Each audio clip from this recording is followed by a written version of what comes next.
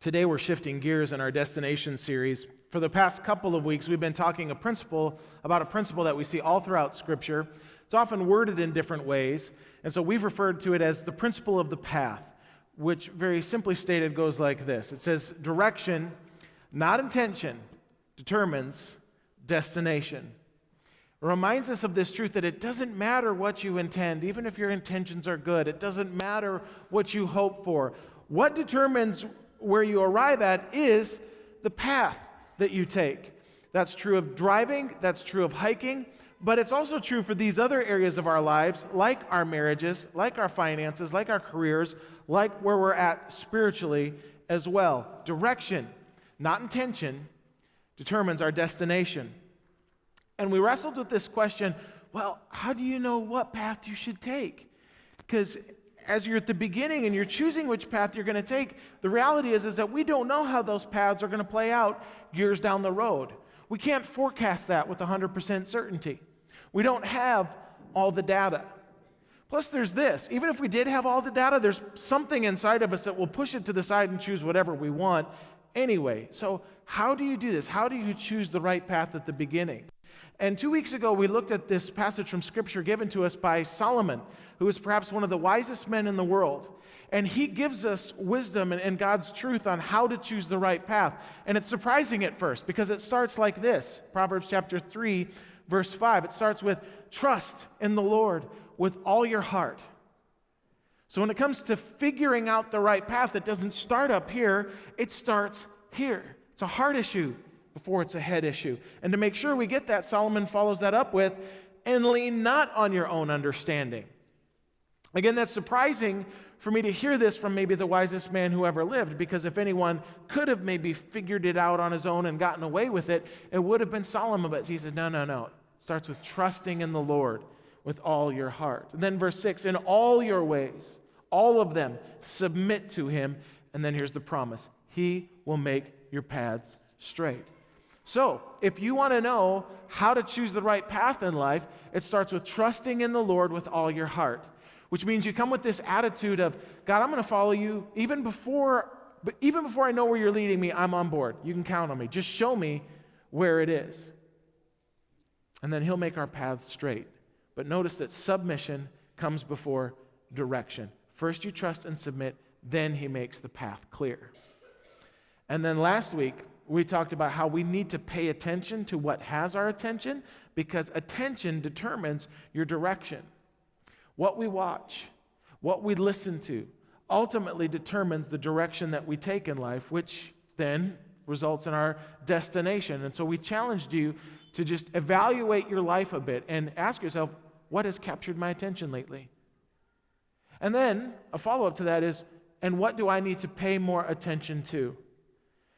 And so as I looked through the connection cards, we were so thankful when you fill those out and share with us what God is speaking to you about. And as I looked through those, just saw so many were saying, you know what? I need to make a change in my entertainment choices, because what I'm watching, what has my attention, probably isn't the best thing. So we've been praying for you that this week, because what has our attention determines our direction. Now, everything we've talked about up to this point has to do with principles that help us on the front end of decision making, what we can do at the start when we have this clean slate. But for so many of us here, life isn't quite that simple. And so I want to talk for a couple weeks. What do you do when you're down the road a bit? And in particular, what do you do when you realize that you can't arrive at the place you want to arrive at? What do you do then? I think we've all experienced having dreams in our lives that have been broken. Now, sometimes it's our fault. Sometimes it's not our fault. It has to do with factors beyond our control. And sometimes those dreams are small, so it really doesn't matter if they come true or not. But sometimes those dreams are big. They're heavy. They carry weight in our life, and so it's really difficult if things don't pan out in those areas. For some of you, your dreams can't come true regarding marriage anymore. You wanted to finish with the same person, and that's not going to happen. Or you wanted to be married by now, and you're not, and you don't understand why not.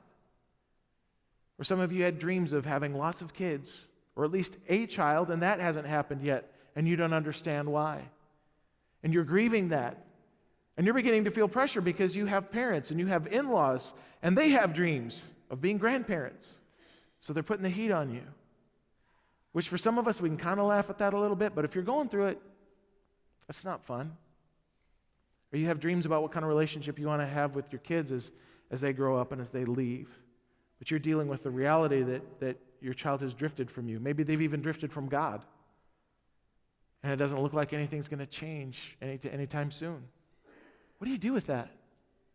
What do you do with dreams that are that important to you that maybe aren't going to come true? The awesome thing is that Scripture speaks to that. And so I'm going to be pointing us here for the next 2 weeks, which is so important because when we look around out here, it messes us up real quick. Because when we're dealing with heartache and when we're faced with broken dreams and we look around out here, all we see is where it gets to pan out for everyone else. We look around in the neighborhood, oh, it's working for them, or at the workplace, yeah, their dreams are coming true, or maybe even at the church.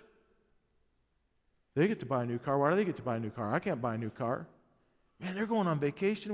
We're still paying for last year's vacation. What? Why do they get along so well? Why does it just seem like marriage is easy for them? How come their kids are so well behaved? How come they get to retire early? Is there a math out there that I don't know about? How come he got picked? How come she got promoted? They're not perfect. It's so easy to look around and see what's going on around us and only see the times where it's panning out. The truth is, though, all of us struggle with this. And all of us have had to deal with the reality of broken dreams. What do we do with that? Scripture speaks to this. And so, here's what we're going to do for the next 2 weeks. We're going to take a look at 2 stories from the life of David. King David, probably one of the most well-known characters of the Bible. Now, next week, and you don't want to miss next week. We're wrapping this whole series up. But next week, we're going to look at an instance where David was confronted with broken dreams, but he got it right.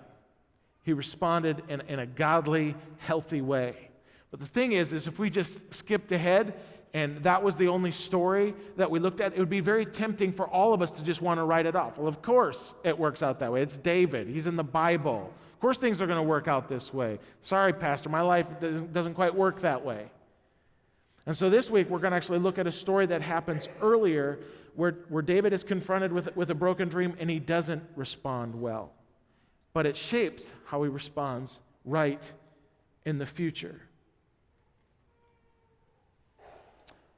And so that's the direction that we're going to go with this. This week, we're going to see where David hits broken dreams and he panics. He does what I think many of us are tempted to do. He tries to get control of that steering wheel again, and he has this mentality, if I don't, then it won't. If I don't take control of this situation, it's going to spin out of control. And so I think what we're looking at this week is a mirror image of what many of us have experienced in our lives. So go ahead and turn to 1 Samuel chapter 21. If you want to look along in the Pew Bibles, it's page 245, or they'll be on the screen as well. But as you head there, let me give you just a little bit of backstory that leads up to this point. And if you aren't familiar with David's story, I hope what we cover today, one, encourages you for where you're at, but I just hope it whets your appetite to get into this for yourself, because this is not boring. This is very intense, what we're going to read from David's life. So, backstory. When David was a teenager, the prophet Samuel, who was the spiritual leader of the Israelites at that point, he came to his father's household. And he came there to anoint a new king. And Samuel talked to David's father, his name was Jesse. He said, Jesse, can I see your sons? Now, David had lots of brothers. He was the youngest of them all. They were all tall, strong, and handsome. And so Jesse didn't even bother bringing David in from the fields. He showed Samuel all of his other sons. And Samuel looked him over, and he went, do you have any other sons? And Jesse, well, yeah, I have David. We'll bring David in. And sure enough, Samuel anoints David as the next king, which is strange because David was the youngest in his own family. And it's strange because Israel already had a king, King Saul. And Saul had a son, Jonathan. So the assumption was that if something were to happen to Saul, then Jonathan would be king. So I'm sure David is going, this is weird. This is very strange. And for the time being, David just ends up going back to the fields to herd sheep. Well, then, David ends up getting an internship at the palace. He serves the house of Saul. So he gets a glimpse there. He's like, all right, this is an entry-level position, but at least I'm in the neighborhood now. At least I'm in the realm of possibility where something might happen. Maybe there is something to this after all. Later, the Israelites went to war with the Philistines, a very familiar story. David was too young to serve in the army yet, but his brothers were serving in the army. So Jesse sends David along with food to his brothers. And when he gets there, the Israelites are encamped in a valley, and they're lined up right across from the Philistines, and they're not fighting. They're just facing each other day after day after day. But day after day after day, one soldier amongst the Philistines breaks ranks. He comes out, and he hurls insults at the Israelites. He mocks their God, and he challenges them to send out a champion to fight him. And he said, we'll settle this mano a mano. That's how we'll determine who wins this fight. Which on one hand is kind of appealing. Instead of having hundreds of men fight and kill each other, let's just have 2 men do it. Problem is that this one soldier from the Philistines was huge. He was Goliath. He was a giant. He was well armed. He was well trained. And none of the Israelite soldiers wanted to fight him. So this was just going on day after day. David arrives there. He sees Goliath hurling insults at their God, and he's fit to be tied. We can't let this be. This can't happen. We are on God's side. We need to have faith here. And so David volunteers to fight this professional soldier. And the amazing thing is that Saul lets him do it. And so this untrained youth with just a sling and a few stones, he goes out to fight this well-armed, well-trained behemoth. And God actually gives Goliath into David's hands. At the end of the day, Goliath is dead. David has actually cut off Goliath's head with Goliath's own sword. So now, David, he's a national hero. And they start writing songs about David. So now you can start to see it. He goes, from shepherd boy to intern to national hero. Gets even better. Saul wants David to marry one of his daughters. So at this point, maybe David's thinking, okay, now I can see it. Now I see a path to the throne is coming clearer, because if something were to happen to Saul, not that I want that to happen in battle, and something were to happen to Jonathan, well, then my wife would be queen, which would make me king. Okay. But then there's a shift. There's a change in the atmosphere in the kingdom. Seemingly out of nowhere, Saul tries to pin David against the wall with a javelin or with a spear. He tries to run David through. What had happened? Well, Saul had become jealous of David.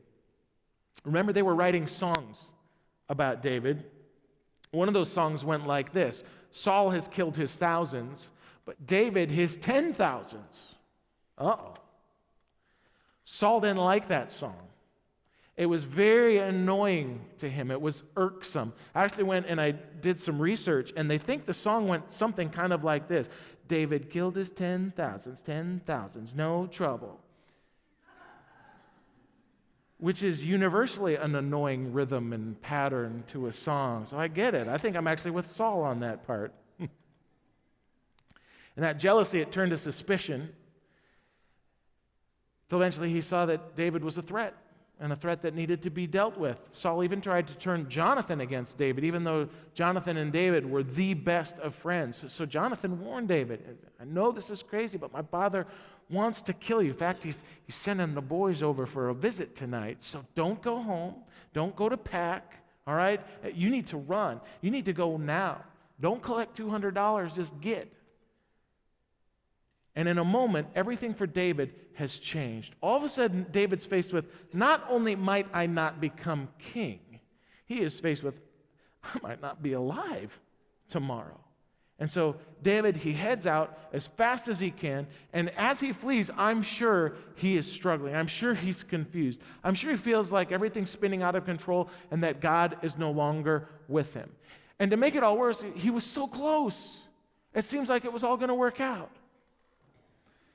And so in what we're going to look at, we're going to see that David does what many of us are tempted to do. He forgets that God is involved. He starts to go on instinct. He starts to act as if it all depends on him. He begins to do whatever it takes to survive. And that's where the story picks up. So we're at 1 Samuel chapter 21, verse 1. David is on the run. David went to Nob, to Ahimelech the priest. And so Nob was this little village outside of Jerusalem. It's where the priests lived along with their family, and these priests served at the temple there in Jerusalem.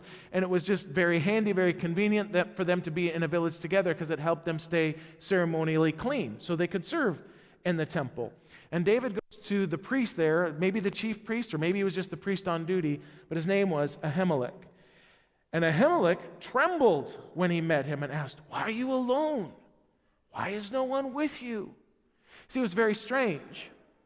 It would kind of be like if Mike Pence or another high government official showed up at our house alone, and we'd be looking, okay, where's the black SUVs? Where's the Secret Service guys?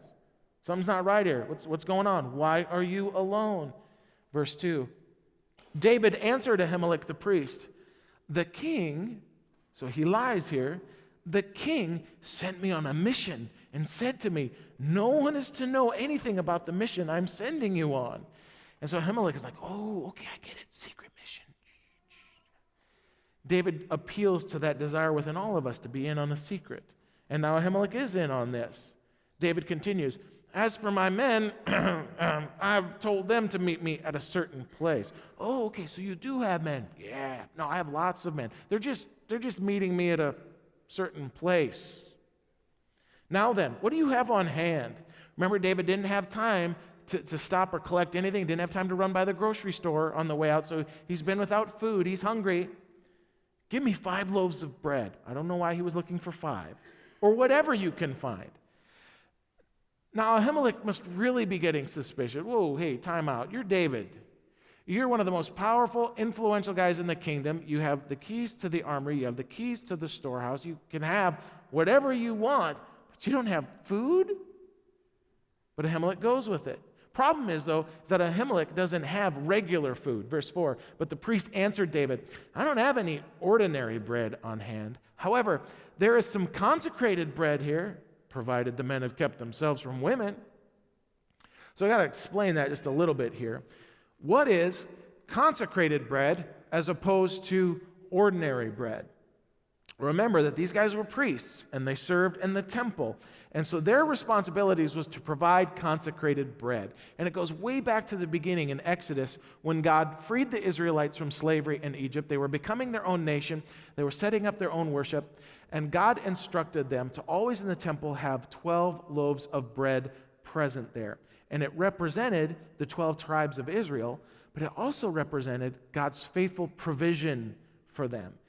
It also, because it was called the bread of presence, was symbolic of God's presence with them. And that bread would sit in the temple for a week until the week was up. The priest would come in, they would remove the old bread, they would eat it, and then they would replace it with fresh bread. But to eat even the old bread, they had to be ceremonially clean. All right? And I don't want to be too graphic here, but basically contact with any bodily fluid would render you ceremonially unclean. So Ahimelech, he's fudging a little bit here. Okay, so you're not a priest, David, but you're on a mission for the king. All right, that's religious enough, as long as you have kept the men from women, as long as they're at least clean. David replied, verse 5, "Indeed," he lies again, "women have been kept from us." Okay, there's no us. It's just David. "As usual whenever I set out. The men's bodies are holy, even on missions that are not holy. How much more so than today?" In other words, oh yeah, Ahimelech, we're holy. My men are so holy, we're holy when we're not holy. Yeah, we're good. We're good. Just give me the bread. So the priest gave him the consecrated bread, since there was no bread there except the bread of the presence that had been removed from before the Lord and had been replaced by hot bread on the day it was taken away. Okay, so Ahimelech gives David the sacred bread, and this is very ironic, because this bread, this is basically an icon of God's faithfulness to them.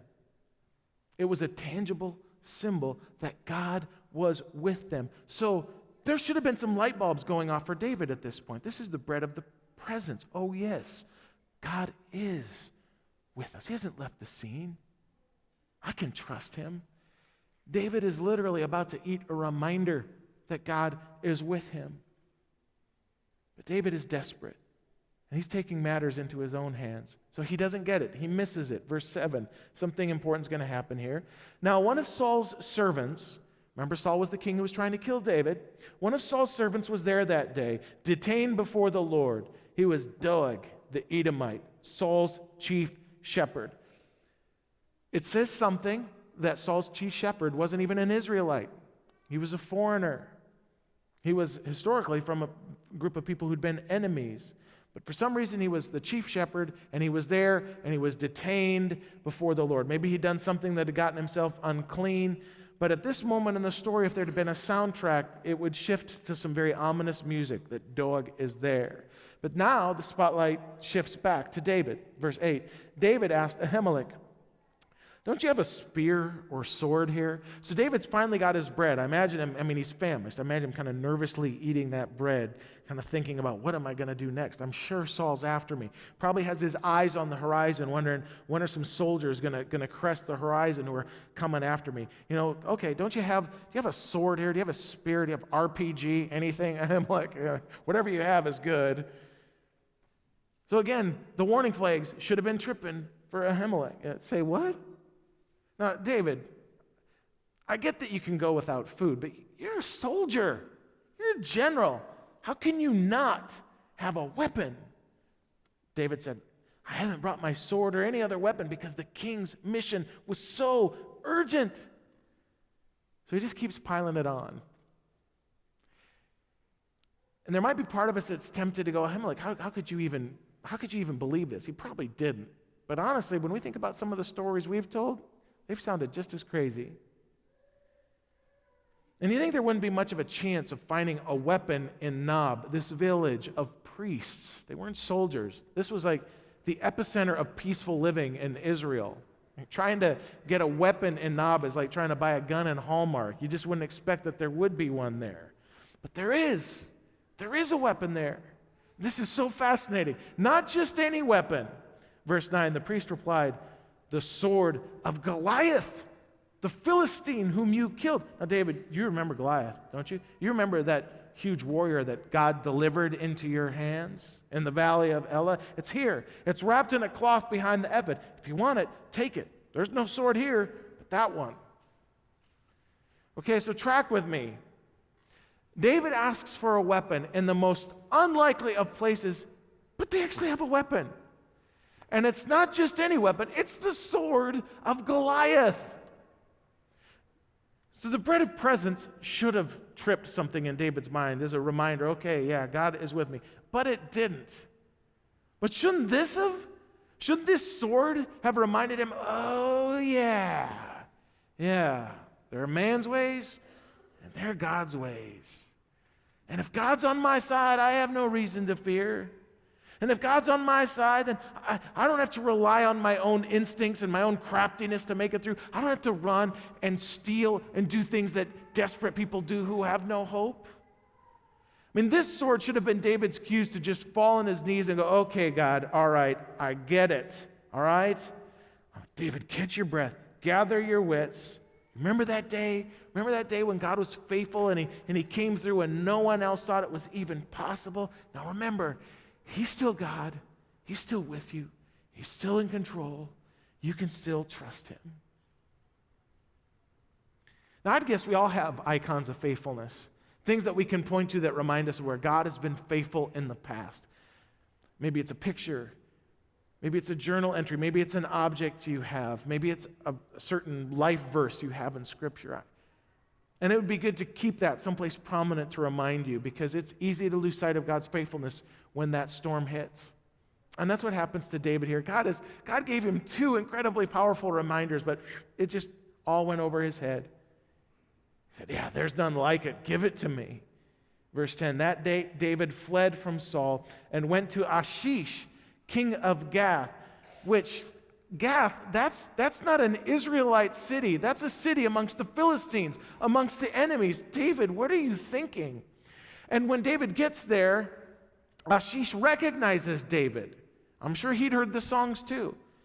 And no doubt David was on the most wanted list for the Philistines, and there probably was a good reward for bringing David in. And so when David begins to realize his danger, what is it that I've done? What he does to escape is he pretends that he's insane. And he acts like he's stark raving mad. He is slobbering all over himself until Achish goes, This guy's no threat. He's a lunatic. Get him out of here.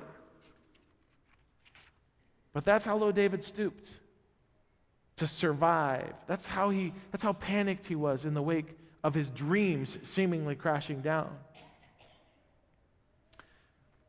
So let me ask you, how do you respond? How do you react when you're faced with a broken dream? What is your response when you reach the end of a path and it's not where you wanted to land? And you know it's not even where God wanted you to be. What do? Is that when you're tempted maybe to reach for the bottle or a pill? Is that when you're tempted maybe to reach for someone else to fill that void in your life? Are you tempted to get angry, to vent, try to get revenge on the person responsible? Do you gossip? Do you click into that mode? Do you try to escape? Maybe it's into work. Maybe it's into Facebook. Maybe it's on a shopping spree. Maybe it's in a video game. Whatever. How do you respond when you're faced with a broken dream? And I want to ask you a follow-up question to that. How's that working for you? I don't mean to be sarcastic. How's it working for you when you panic? I mean, I understand the emotion that drives us to that spot. I really do. I've been there. But I've also seen it time after time after time where when we panic, we want to grab control of the wheel, and we do whatever it takes. Those things we do blow up in our face so quickly. For some of you, your deepest regrets are the things you did after being faced with a broken dream. Because you lost your bearings and you did things you normally wouldn't do. It is so hard as a pastor to watch people go through difficult circumstances, and it's another kind of hard than to watch them spin out of control and just add to the pain. What do you do? And do you react the same way David does? Doesn't work very well. Here's how it worked out for David. Doeg, remember him, he ratted David out. He went to Saul and said, I know where David is. I know where he's been. And Saul rounds up a posse. He comes to the village of Nob, and Saul grills Ahimelech, the priest. Did you help David? And Ahimelech's like, yeah, of course I helped David. He's like one of your top leaders. I thought I'd be in trouble if I didn't help David. But Saul goes into a rage. He orders the captain of the guard to kill the priests, kill all their wives, their kids, everyone in the village. Priests go, time out, king. We don't kill priests. But then Doeg, he steps up and said, I will. I'll do it. I'm an Israelite. I don't care. I'm not afraid. And he wipes out an entire village. He puts every man, woman, and child to the sword. Except for one. One gets away. He escapes. And he eventually catches up with David. And when David finds out about what happened, it rocked him. That became a defining moment in David's life. Not that he was perfect after that, because he definitely wasn't perfect after that. But from that point on, he carried the memory of the slaughter of the priests, and it weighed on him. So how does it work? When you get desperate and you try to take control and you try to do whatever it is necessary to survive, it doesn't work that well. So when David received that news, that reality hit him like a freight train, like, oh, my way doesn't work. And so here's what I really want you to hear this week. When it becomes apparent that your dreams aren't going to come true, maybe even can't come true, that's not the time to try to take control. And here's why. Broken dreams aren't proof that your life is spinning out of control. Broken dreams are a reminder that you've never been in control. And so the solution isn't trying to take control. The solution is to lean in hard to the only one who's ever been in control. In fact, this is so interesting as you read the rest of David's life. Just following him receiving that news of the slaughter of the priests, we read about where David goes to a city and has a decision to make, and he does something different. He does something he hasn't done yet. It says, David inquired of the Lord. And we begin to see that phrase over and over in his life. David comes to this place, he inquires of the Lord. He comes to this place, he inquires of the Lord. He's trying to figure out what to do. He inquires of the Lord. And it just shows us how he figured it out. Me doing this doesn't work. My way doesn't work. God, I'm going to seek you. You show me which path I should take. Now, if you are ever to go whitewater canoeing, all right, not rafting, canoeing. If you ever go whitewater canoeing, the guides are going to train you before they let you in the canoe. And one of the things they're going to try to hammer home to you is that when you hit those rapids and it feels like you're going to tip, you have to resist the urge to grab those sides. If you do that, you're going to tip for sure. What you need to do in those moments when it feels like you're going to crash is you need to put all your weight down on your knees. That's what centers you. My goodness, what a picture of how we should respond when we hit those rapids and it seems like we're losing control. We have to resist that urge to grab those sides. Instead, we need to get on our knees and we need to get centered back in God. And we need to come to Him and cry out to Him. And we can be honest. God, I'm coming to you and I'm scared and I'm hurt and I'm angry because you could have done something to stop this, but I'm coming to you anyway. Instead of running from you, I'm running to you because I can't control this. In fact, I never was in control. I'm coming to you because you are the only one who's in control, and you are the only one who will ever be in control. So I'm coming, and I'm leaning into you.